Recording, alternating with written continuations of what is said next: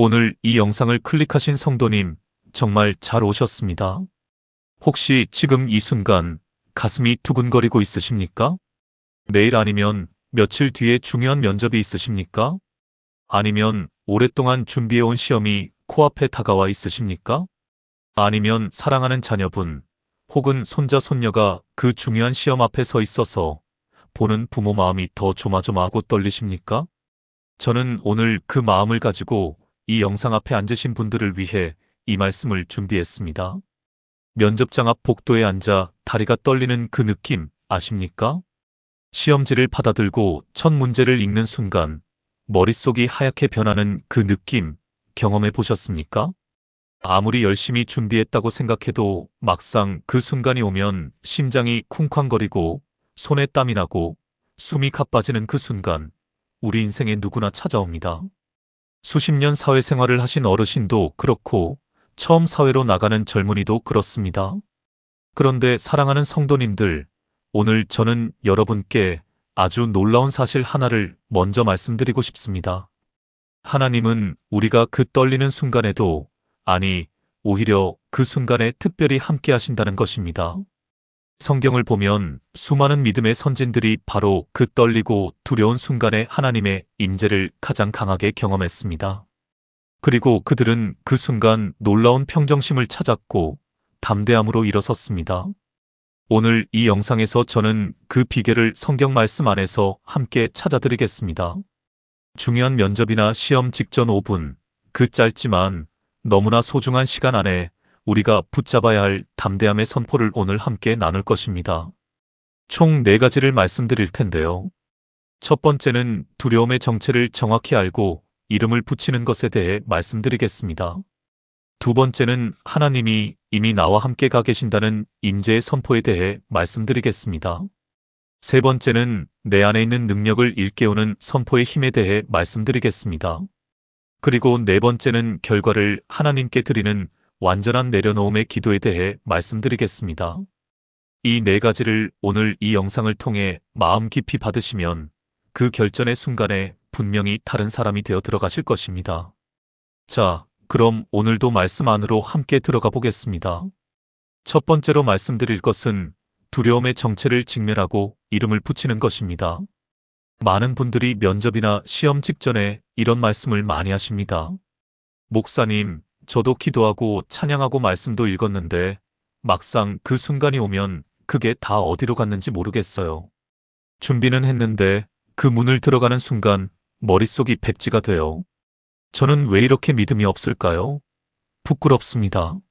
사랑하는 성도님들, 오늘 제가 먼저 이것을 분명히 말씀드리고 싶습니다. 그 떨림은 믿음이 없어서가 아닙니다. 그 두려움은 당신이 하나님을 못 믿어서가 아닙니다. 그것은 당신이 살아있는 인간이라는 증거입니다. 그리고 하나님은 바로 그 살아있는 인간의 감정을 너무나 잘 아십니다. 성경을 보면 믿음의 영웅들도 하나같이 두려움을 경험했습니다. 모세는 불타는 떨기나무 앞에서 두려워 얼굴을 가렸습니다. 기드온은 하나님의 천사가 나타났을 때 나는 가장 약한 자 중에 가장 약한 자입니다라고 고백했습니다. 베드로는 물 위를 걷다가 파도를 보고 무서워 빠지기 시작했습니다. 디모데는 너무 두려워서 바울 사도가 특별히 편지로 그를 격려해야 했습니다. 사랑하는 성도님들, 두려움은 죄가 아닙니다. 두려움은 연약함의 고백이 아닙니다. 두려움은 하나님의 능력이 임할 공간이 생겼다는 신호입니다. 그런데 문제는 많은 분들이 두려움을 느낄 때 그것을 무시하거나 억누르려 한다는 것입니다. 괜찮아, 괜찮아, 나는 괜찮아 이렇게 말하면서 그 감정을 눌러버리려 합니다. 그런데 심리학적으로도 그리고 성경적으로도 그것은 좋은 방법이 아닙니다. 오히려 그 두려움을 정면으로 바라보고 이름을 붙이고 하나님 앞에 내어놓는 것이 훨씬 강력한 방법입니다. 시편 56편 3절에서 다윗은 이렇게 선포했습니다. 시편 56편 3절 내가 두려워하는 날에는 내가 주를 의지하리이다. 이 말씀을 잘 보십시오. 다윗은 내가 두려워하는 날이 있다고 솔직하게 인정했습니다. 이스라엘 역사상 가장 위대한 왕 골리앗을 쓰러뜨린 다윗, 수많은 전쟁에서 승리한 다윗도 두려운 날이 있었습니다. 그는 그것을 부끄러워하지 않고 솔직하게 고백했습니다. 그리고 그 두려운 날에 그는 무엇을 했습니까? 내가 주를 의지하리이다. 두려움을 무시한 것이 아닙니다. 두려움을 느끼면서도 그 두려움보다 더 크신 하나님을 의지하는 선택을 한 것입니다. 이것이 바로 담대함의 본질입니다. 담대함은 두려움이 없는 상태가 아닙니다. 담대함은 두려움이 있어도 하나님을 바라보는 선택입니다. 사랑하는 성도님들, 오늘 면접이나 시험을 앞두고 계신 분들에게 드리는 첫 번째 처방은 이것입니다. 그 떨림을 인정하십시오. 하나님, 저 지금 무섭습니다. 저 지금 떨립니다. 저 지금 두렵습니다. 이렇게 솔직하게 하나님 앞에 말씀드리십시오.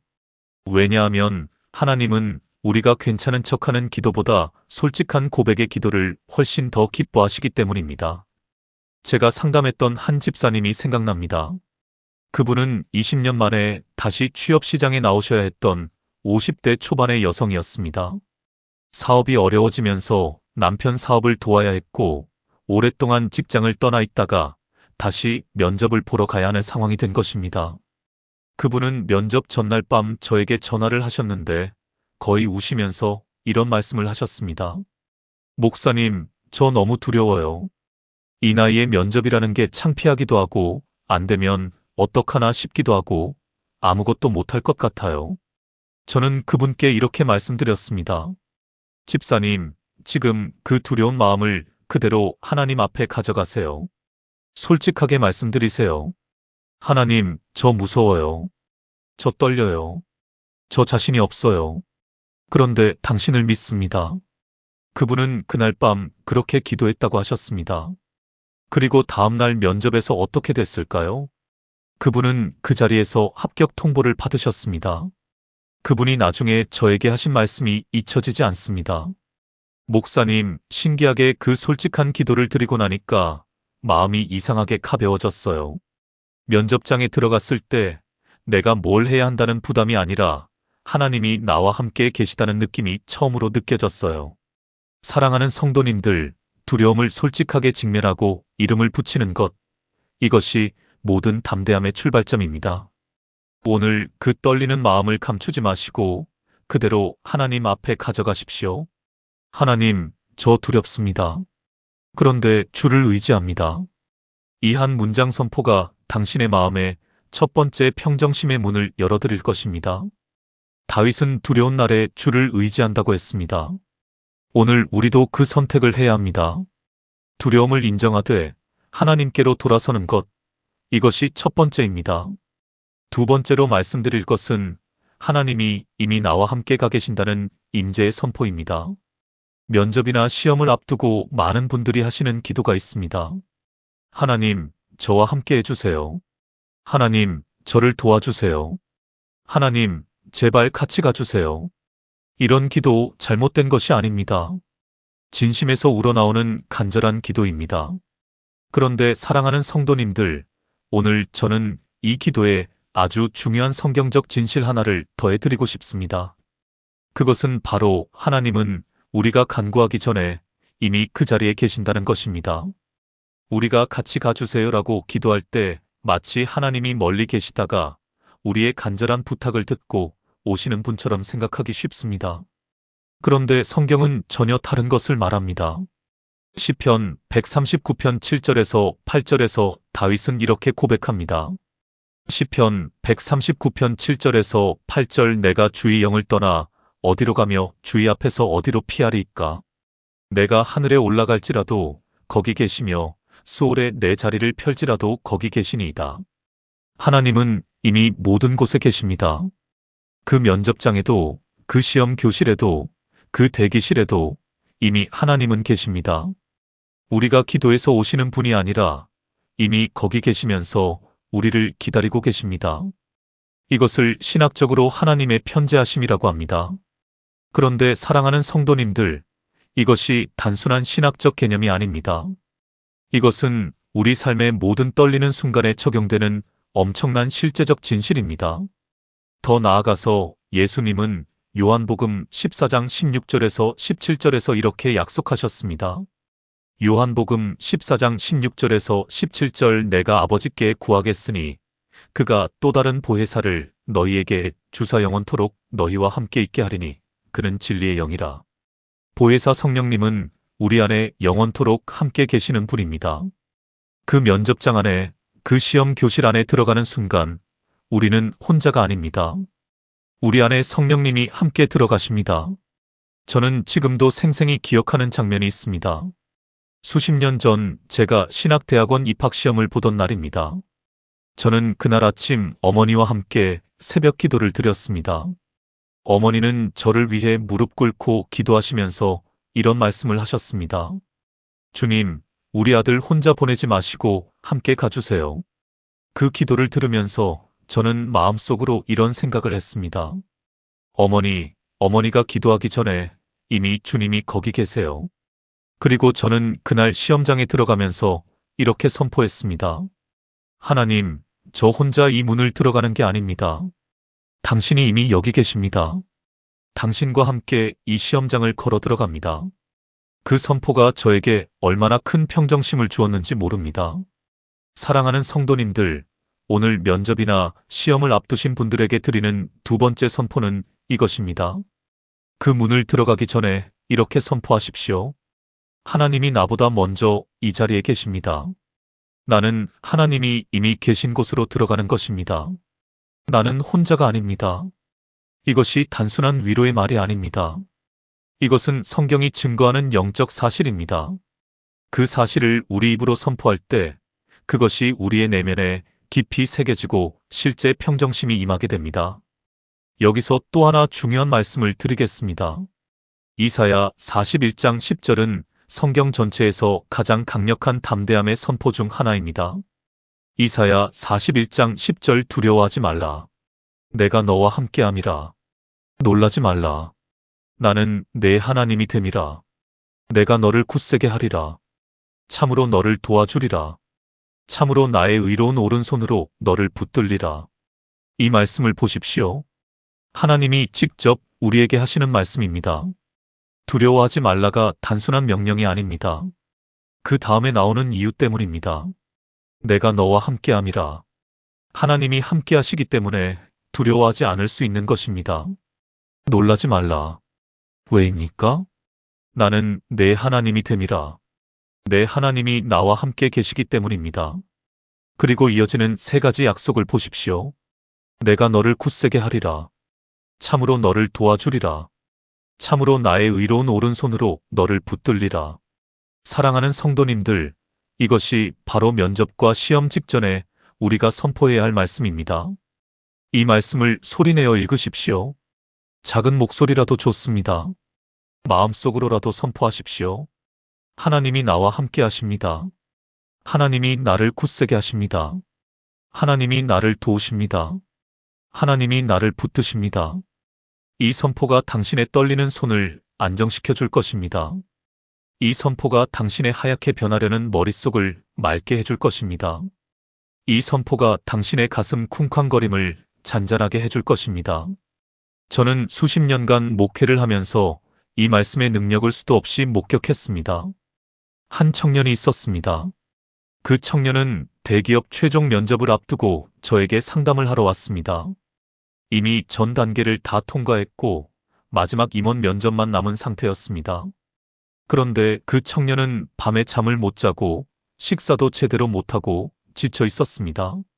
저는 그 청년에게 이사야 41장 10절을 직접 써드렸습니다. 그리고 이렇게 말했습니다. 면접 대기실에 앉아 있을 때 이 말씀을 속으로 반복하세요. 큰 소리로 못해도 됩니다. 마음속으로 계속 선포하세요. 하나님이 나와 함께 하십니다. 하나님이 나를 붙드십니다. 그 청년은 그렇게 했습니다. 그리고 나중에 저에게 이런 문자를 보내왔습니다. 목사님, 대기실에서 그 말씀을 계속 선포했더니 신기하게 마음이 가라앉기 시작했어요. 제 차례가 됐을 때 다른 날에 저와 달랐어요. 면접관들이 나중에 저한테 정말 차분하고 자신감 있어 보였다고 하셨어요. 그 청년은 최종 합격했습니다. 사랑하는 성도님들, 하나님의 임재에 대한 선포가 우리의 외적 태도까지 바꾼다는 것을 기억하십시오. 면접관이나 시험 감독관들은 우리의 얼굴과 태도에서 무언가를 읽습니다. 그리고 평정심과 자신감은 억지로 만들어내는 것이 아닙니다. 하나님의 임재를 선포할 때 자연스럽게 흘러나오는 것입니다. 두 번째 담대함의 선포는 이것입니다. 하나님이 나보다 먼저 이 자리에 계십니다. 나는 혼자 이 문을 들어가는 것이 아닙니다. 이사야 41장 10절 말씀대로 하나님이 나를 굳세게 하시고 도우시며 붙드십니다. 이 선포를 오늘 함께 마음속에 새겨두시기 바랍니다. 세 번째로 말씀드릴 것은 내 안에 있는 능력을 일깨우는 선포의 힘입니다. 사랑하는 성도님들, 이제 첫 번째와 두 번째 선포를 통해 우리는 두려움을 인정하고 하나님의 임재를 확인했습니다. 그런데 세 번째는 더 나아가서 우리 안에 이미 심겨진 능력을 깨우는 것에 대해 말씀드리겠습니다. 많은 분들이 이런 생각을 하십니다. 나는 능력이 없어. 나는 부족해. 이 사람들보다 내가 못해. 특히 면접이나 시험 대기실에 앉아 있으면 옆에 있는 사람들이 다 나보다 훨씬 뛰어나 보입니다. 그런 경험이 있으십니까? 면접 대기실에서 옆에 앉은 사람이 아무렇지 않게 여유롭게 있는 걸 보면서 저 사람은 왜 저렇게 당당하지? 저 사람이 나보다 훨씬 낫겠지 하는 생각 해보셨습니까? 그런데 사랑하는 성도님들, 사실 그 옆에 여유로워 보이는 사람도 속으로는 당신과 똑같이 떨고 있을 가능성이 높습니다. 그리고 더 중요한 것은 하나님은 우리 각자에게 고유한 은사와 능력을 주셨다는 것입니다. 그 능력은 이미 당신 안에 있습니다. 사도 바울은 디모데에게 이렇게 말했습니다. 디모데후서 1장 7절 하나님이 우리에게 주신 것은 두려워하는 마음이 아니요 오직 능력과 사랑과 절제하는 마음이니. 이 말씀은 정말 놀라운 선포입니다. 바울은 당시 두려움으로 위축되어 있던 디모데에게 이 말씀을 썼습니다. 하나님이 우리에게 두려워하는 마음을 주신 것이 아니야. 그 말은 곧 우리가 경험하는 그 위축되고 무너지는 두려움은 하나님에게서 온 것이 아니라는 뜻입니다. 그러면 하나님이 우리에게 주신 것은 무엇입니까? 세 가지입니다. 능력, 사랑, 절제하는 마음입니다. 이 세 가지가 이미 우리 안에 있습니다.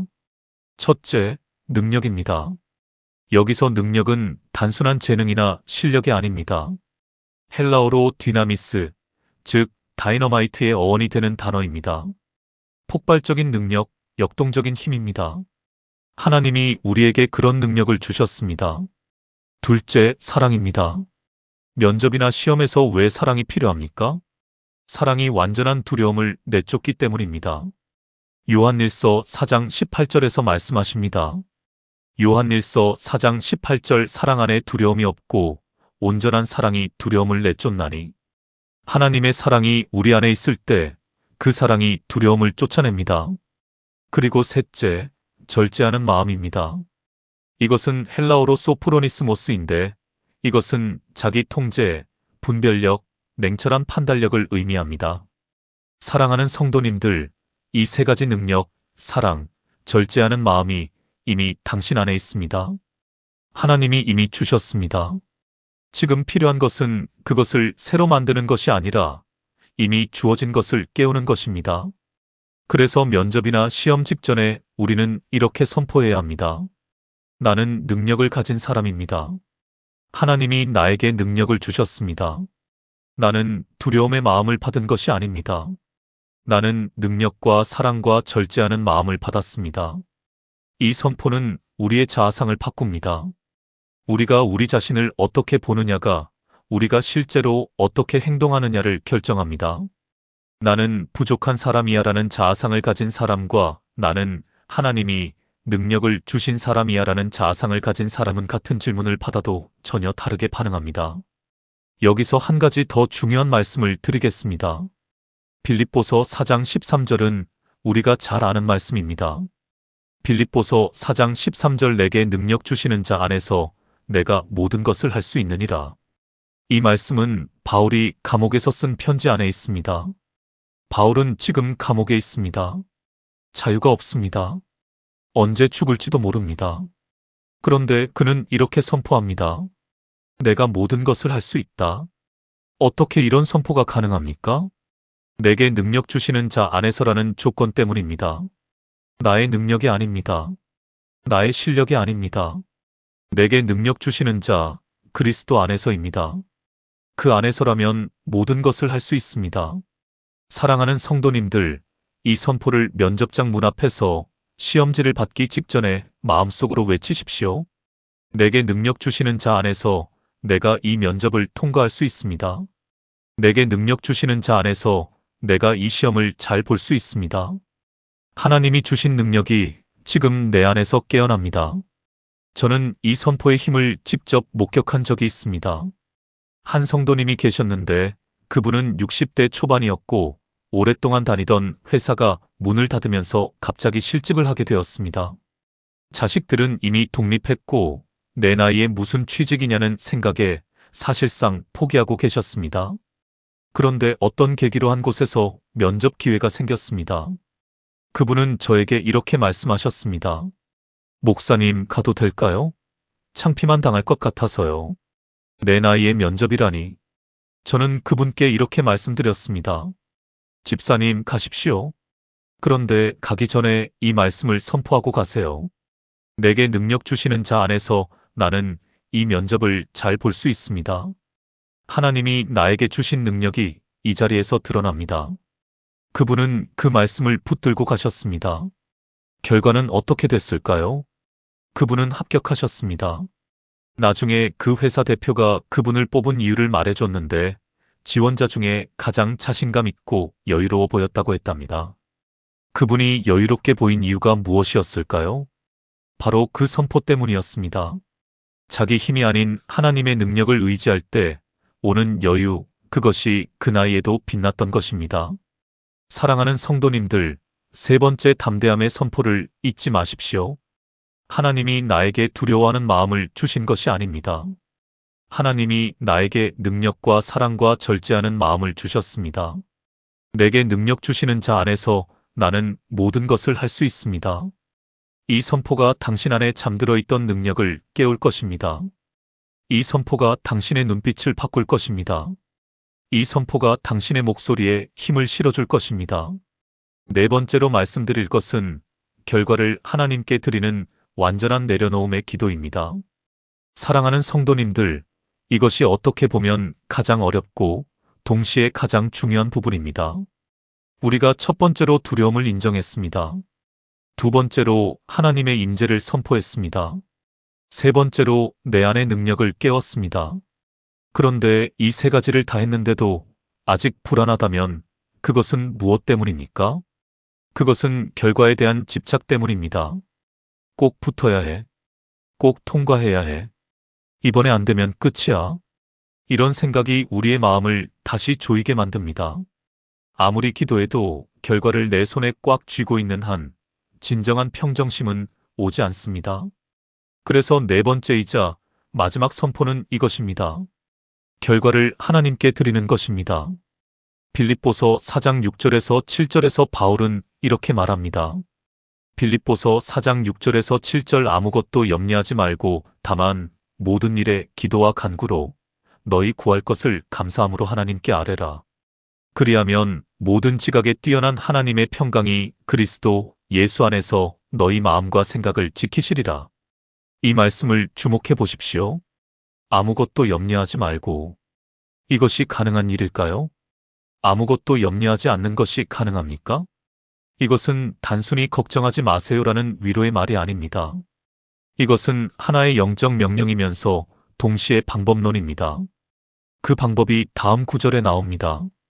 다만 모든 일에 기도와 간구로 너희 구할 것을 감사함으로 하나님께 아뢰라. 기도하라는 것입니다. 그냥 기도가 아닙니다. 감사함으로 기도하라는 것입니다. 이것이 핵심입니다. 우리가 결과를 모른 채로 아직 붙은 것도 아닌 상태에서 감사함으로 기도한다는 것이 무슨 뜻입니까? 그것은 결과가 어떻게 되든 하나님의 주권을 신뢰한다는 고백입니다. 붙으면 감사하고 안 되면 그것도 하나님의 뜻을 신뢰하겠다는 고백입니다. 그리고 그 고백을 드릴 때 무슨 일이 일어납니까? 모든 지각에 뛰어난 하나님의 평강이 그리스도 예수 안에서 너희 마음과 생각을 지키시리라. 모든 지각에 뛰어난 평강이 임한다고 했습니다. 이 평강은 사람의 이해를 초월하는 평강입니다. 이유를 설명할 수 없는데 마음이 평안한 그 상태, 그것이 하나님의 선물입니다. 저는 이 부분에서 정말 중요한 것 한 가지를 말씀드리고 싶습니다. 많은 분들이 기도를 마치 하나님을 설득하는 도구로 사용하십니다. 하나님, 꼭 이렇게 해주세요. 이번 한 번만 붙게 해주세요. 이것만 해결해 주시면 뭐든 하겠습니다. 이런 기도는 사실 기도라기보다는 협상에 가깝습니다. 그리고 이런 기도를 드리면 기도를 마치고도 더 불안해지는 경우가 많습니다. 왜냐하면 그 기도 안에는 여전히 내가 원하는 결과를 강하게 붙잡고 있기 때문입니다. 진짜 평강이 임하는 기도는 다릅니다. 그것은 내려놓는 기도입니다. 하나님, 저는 최선을 다했습니다. 이제 결과는 당신께 드립니다. 붙으면 감사하고 안 되어도 당신의 뜻이 있을 것을 믿습니다. 저를 붙드시는 당신을 신뢰합니다. 이런 기도를 드릴 때 비로소 진정한 평강이 임합니다. 예수님도 겟세마네 동산에서 이 기도를 드리셨습니다. 마태복음 26장 39절에서 예수님은 이렇게 기도하셨습니다. 마태복음 26장 39절 내 아버지여 만일 할만하시거든 이 잔을 내게서 지나가게 하옵소서. 그러나 나의 원대로 마시옵고 아버지의 원대로 하옵소서. 예수님은 십자가의 고통을 원하지 않으셨습니다. 그분도 이 잔이 지나가기를 원하셨습니다. 그런데 마지막에 뭐라고 하셨습니까? 나의 원대로 마시옵고 아버지의 원대로 하옵소서. 이것이 완전한 내려놓음의 기도입니다. 자신의 원함을 포기하는 것이 아닙니다. 자신의 원함을 솔직하게 말씀드리되 최종 결정은 하나님께 드리는 것입니다. 사랑하는 성도님들, 면접과 시험 직전에 이 기도를 드리십시오. 하나님, 저는 이 면접이 잘 되기를 원합니다. 저는 이 시험에 좋은 결과가 있기를 원합니다. 하지만 나의 원대로 마시옵고 아버지의 원대로 하옵소서. 결과는 당신께 드립니다. 어떤 결과이든 당신이 제 삶을 이끄실 것을 믿습니다. 이 기도를 드리는 순간 무언가가 풀리는 것을 경험하실 것입니다. 결과를 향해 꽉 쥐고 있던 손이 펼쳐지는 느낌, 그 느낌과 함께 진짜 평강이 임합니다. 저는 한 성도님의 이야기를 기억합니다. 그 성도님은 딸의 대학 입시를 앞두고 수개월 동안 거의 매일 새벽 기도를 드리셨습니다. 기도 내용은 언제나 하나였습니다. 하나님, 우리 딸 꼭 그 대학에 붙게 해주세요. 그런데 결국 그 딸은 원하는 대학에는 합격하지 못했습니다. 그 어머니는 처음에 크게 낙심하셨습니다. 하나님, 왜 그렇게 기도했는데 안 되게 하셨나요? 그런데 그 딸이 간 다른 학교에서 정말 놀라운 일들이 일어났습니다. 좋은 교수님을 만나 자신의 재능을 발견했고, 좋은 친구들을 사귀었고, 지금은 자신이 정말 원하는 일을 하면서 누구보다 행복하게 살고 있습니다. 그 어머니는 나중에 이렇게 말씀하셨습니다. 목사님, 하나님이 우리 딸을 더 잘 아셨어요. 내가 원하는 길이 아닌 하나님이 원하시는 길이 더 좋은 길이었더라고요. 그때 안 됐을 때는 이해 못했는데 지금은 얼마나 감사한지 몰라요. 사랑하는 성도님들, 결과를 내려놓는 기도가 약한 기도가 아닙니다. 그것은 가장 강한 믿음의 표현입니다. 하나님이 나보다 나를 더 잘 아신다는 것을 믿는 믿음, 하나님의 계획이 내 계획보다 크다는 것을 믿는 믿음, 그 믿음이 담긴 기도입니다. 그리고 그 기도를 드릴 때 빌립보서 4장의 말씀처럼 모든 지각에 뛰어난 평강이 임합니다. 네 번째 담대함의 선포는 이것입니다. 하나님, 결과는 당신께 드립니다. 나의 원대로 마시옵고 아버지의 원대로 하옵소서. 어떤 결과이든 당신이 나와 함께 하심을 믿습니다. 감사합니다. 이 선포를 드리는 순간 당신은 그 면접장, 그 시험장에서 가장 평온한 사람이 될 것입니다. 이제 오늘 말씀을 정리하겠습니다. 중요한 면접이나 시험 직전 5분, 그 떨리는 시간에 우리가 붙잡아야 할 담대함의 선포 4가지를 함께 나눴습니다. 첫 번째는 두려움의 정체를 직면하고 이름을 붙이는 것이었습니다. 시편 56편 3절 말씀처럼 내가 두려워하는 날에는 내가 주를 의지하리이다 라고 선포하십시오. 두려움을 부끄러워하지 마시고 그대로 하나님 앞에 가져가십시오.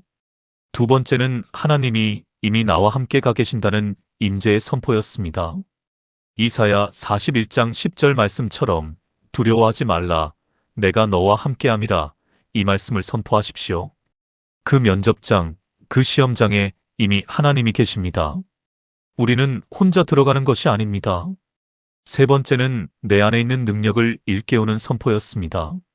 디모데후서 1장 7절과 빌립보서 4장 13절 말씀처럼 하나님이 나에게 두려워하는 마음이 아닌 능력을 주셨습니다. 내게 능력 주시는 자 안에서 나는 모든 것을 할 수 있습니다라고 선포하십시오. 그 선포가 당신 안에 잠든 능력을 깨울 것입니다. 네 번째는 결과를 하나님께 드리는 완전한 내려놓음의 기도였습니다. 예수님의 겟세마네 기도처럼 빌립보서 4장의 말씀처럼 나의 원대로 마시옵고 아버지의 원대로 하옵소서. 결과는 당신께 드립니다라고 기도하십시오. 그 기도와 함께 모든 지각에 뛰어난 하나님의 평강이 임할 것입니다. 사랑하는 성도님들, 오늘 이 말씀을 들으신 분 중에 지금 중요한 시험이나 면접을 앞두신 분이 계십니까? 아니면 지금 이 순간 그 자리를 앞두고 있는 사랑하는 자녀, 손자, 손녀, 형제자매가 있으십니까? 이 말씀을 그분께 나눠주십시오. 유튜브의 공유 버튼을 눌러서 사랑하는 사람에게 이 영상을 보내주십시오. 그리고 오늘 영상이 도움이 되셨다면 좋아요 버튼을 꼭 눌러주십시오.